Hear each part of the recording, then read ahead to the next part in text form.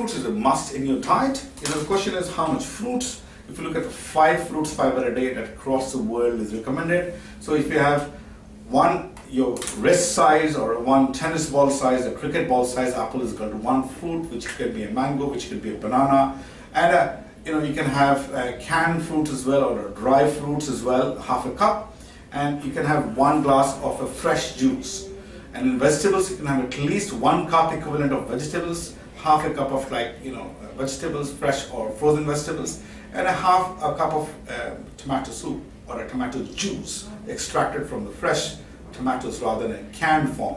So what we recommend that you must have 4 to 5 servings of fruits and vegetables. That's the most essential part of it. When we talk about diabetes, we talk about cholesterol, blood pressure, cancer, not just the sugar. So it's very important that whatever diet we're recommending, it's just not sugar, because we have high cholesterol, we have risk of heart disease, the blood pressure is quite commonly associated with diabetes, it's a salt reduction, and more fruits give you a high potassium diet, and that also brings the blood pressure down. So it's just not the sugar diet, that's what we're concentrating on. We're concentrating on the whole balanced diet. A couple of things on protein. Protein is the muscle building block of the body. It's very important to take protein either from plant or animal source, and you must pair 2 foods together, like what we eat, rice and dal, or rice and beans, or rice and rajma, especially those who are vegetarians. Non-vegetarians have more options. And in regards to fat, the diet is very simple. What I call is that any food which comes from the plant, oil, is good for you. So any food, any oil which comes from the plant extract, be it olive oil, a canola oil, a sunflower or a safflower or sesame oil, they're good for you. Anything also, they have the monosaturated fatty acids. They also have polyunsaturated fatty acids, which is also contained in certain fish, especially the trout and salmon. But in regards to polyunsaturated fatty acids, they also have omega-3, and they're good fats that bring the LDL cholesterol down. Usually from the plant oil, they have higher amount of monosaturated and polyunsaturated. There's only one exception of coconut oils and the palm oils, which is the plant extract oil, which is got more trans fat, but majority of the olive oil, sunflower, canola, peanuts oil, safflower, sesame oil. In other words, those those who don't freeze the room temperature, they're good for us. And any oil which freezes the room temperature is not good for us. It means they have higher saturated fat and trans fat. So those oils who are normal consistency, liquid consistency, are better for us, which mainly contains monounsaturated fat and polyunsaturated fat. Mind it, the oil should not be hydrogenated. The typical example of dalda, which is hydrogenated oil, should be avoided. And the saturated fat mainly contains in beef, lamb, pork, the poultry with the skin on, the butter, paneer, and the cheese.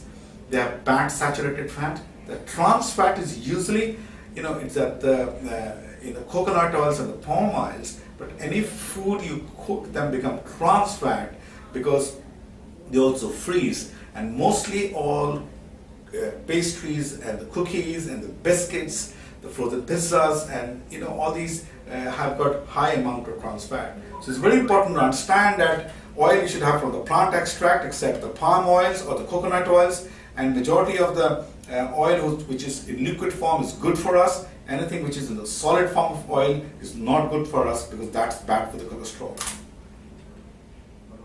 So in other words, the plant extract which comes from the sunflower, the sesame oil, the olive oil is good for us. We call it unsaturated fat. The saturated fat are more frozen, it should be avoided. I must tell you, both gives you the 9 calories. It's about the good fat and the bad fat. When we talk about the diet, the vitamins comes naturally to you. If you follow the fruits and vegetables diet, it will give you the balanced vitamin B complex and vitamin C, which is there in fruits and vegetables, and green leafy vegetables of a different color.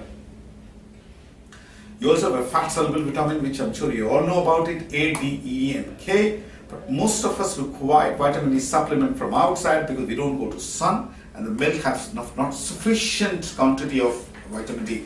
Most Indians will have vitamin D deficiency. So most of us would require vitamin D supplements. Otherwise, it comes from oil and green leafy vegetables. Few words about the sugar-free options.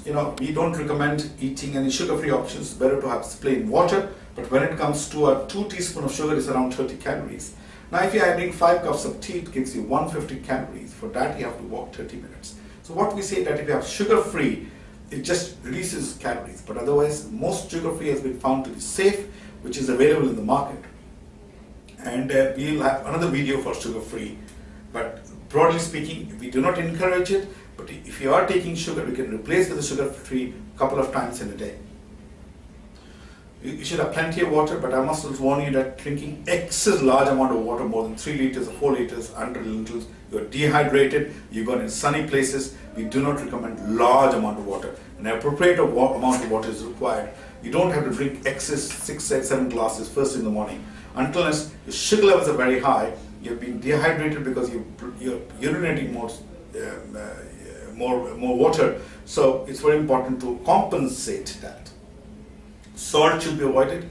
We do not recommend taking any extra papad or achar because that gives you extra salt. The salt content should be minimal. There's no problem with the masala, mind it, but when we use masala, we use a lot of salt and oil. Otherwise, be it any masala which is good for you. Alcohol content should be minimal, something around 12 to 15 units in a week. So one small whiskey is 1 unit, 1 glass of wine is around 1 unit, and a 300 of beer on an average is around 1 unit. So you should avoid around 10 to 15 units a day. So in other words, you can have 2 to 3 small drinks 2 to 3 days a week. But again, we do not recommend alcohol. Those who drink alcohol, to tell them to limit them. That's what we recommend them.